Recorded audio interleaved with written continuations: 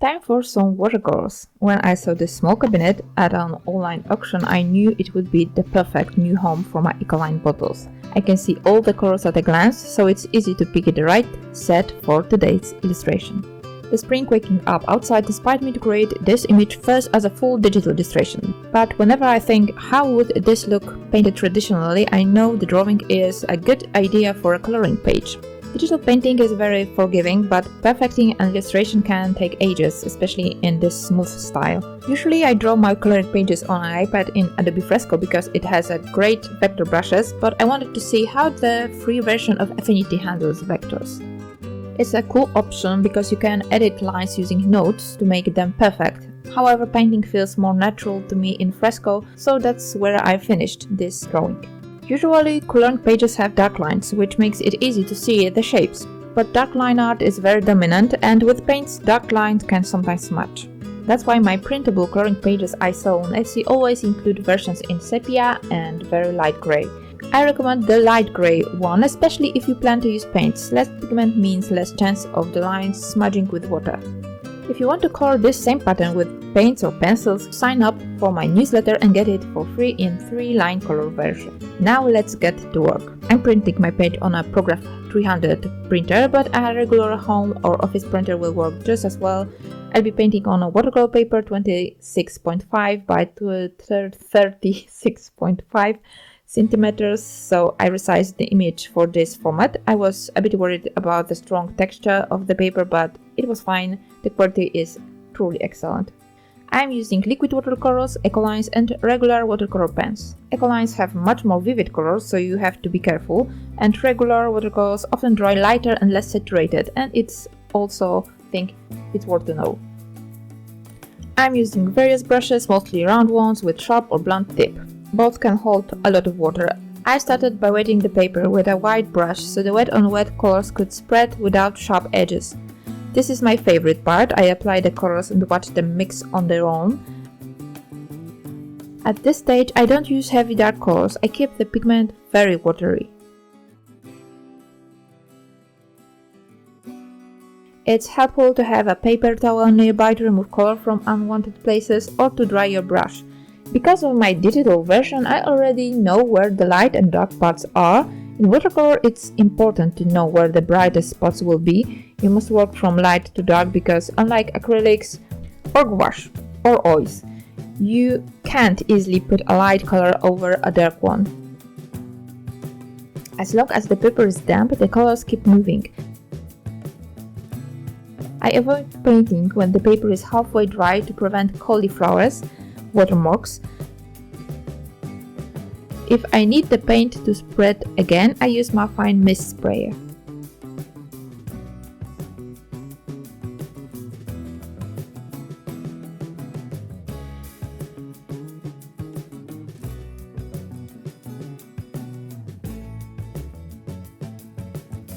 Once it's dry, when the paper doesn't feel cold to the touch, it's time for details.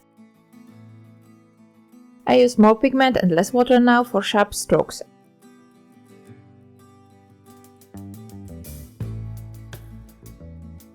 I focus on the darkest areas, where shapes meet, like the hand against the cheek. This helps define the shapes and makes the character more readable.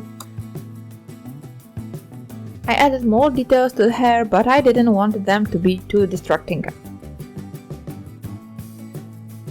I still use a fairly large brush to stay focused on the big picture.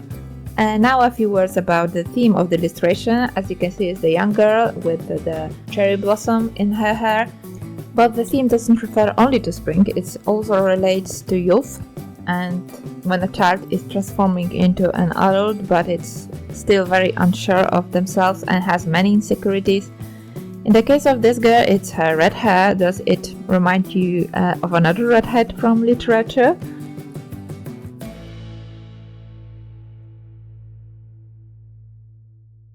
But it is really about all kinds of insecurities, not just those related to appearance. In fact, we don't always manage to get rid of them even in adulthood. But we can also discover that something we once saw as a flaw is actually our strength.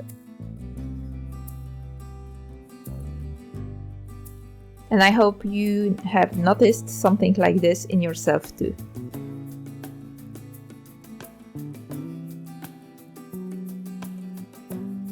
Since there is less water now, the layers dry quickly. For the final steps, I worked on the eyes and lips, added cherry blossoms and stripes on the shirt.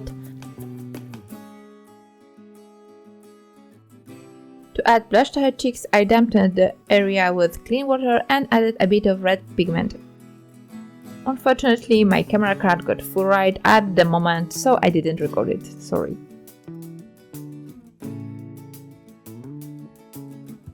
At the end, I used watercolor markers for small details and an acrylic marker for some bright spots on the flowers. I try not to use too many opaque colors so I don't lose the lightness of the watercolor.